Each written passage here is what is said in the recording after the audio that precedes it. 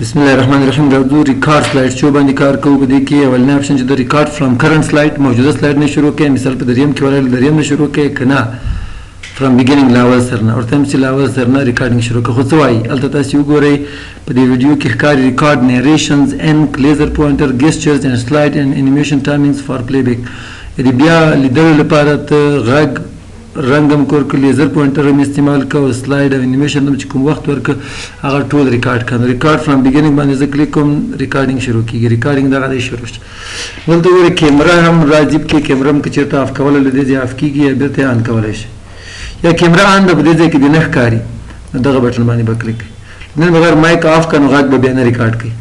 او لیزر پوینټر کنټرول چې ونیسئ کلیک کړئ دته لیزر پوینټر وایي دا هم ریکارډ کېږي. نیکسټ راتلونکي سلایډ ته راشئ، پریویس بېرته تېر شوي سلایډ ته راشئ. زه بېرته ورته راغلم اوس سلایډ ته، خو زه به ریکارډینګ بیا شروع نه ده. د دې خپل ریکارډینګ چې پاور پوینټ کې به ریکارډ کېږي هغه مې نه ده شروع. د هغه لپاره به تاسې په دې بټن باندې کلیک کړئ ریکارډ.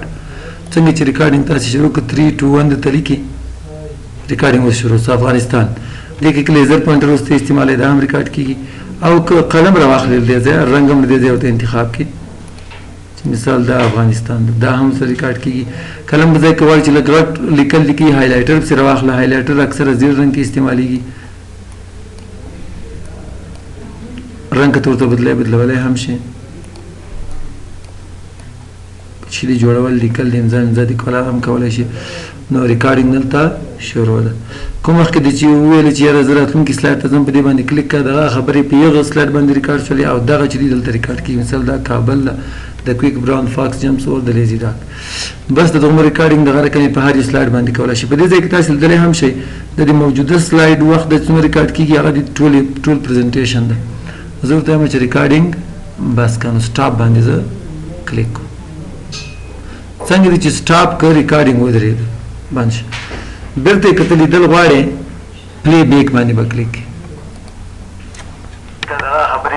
نو دلته تاسې ویډیو هم ګورئ او هلته چې کوم لیکل مې کلمه کړي دي هغه هم تاسې ګورئ. په اول سلایډ باندې چې ریکارډ شوي دي. په هر سلایډ باندې کولی شي. په دې ځای کې تاسې لیدلی هم شئ د دې موجوده سلایډ وخت د څومره ریکارډ کېږي هغه د ټول پرزنټیشن ده. زه ورته وایم چې ریکارډینګ بس که نو سټاپ باندې زه کلیک نو وخت یې سره ریکارډ کړ.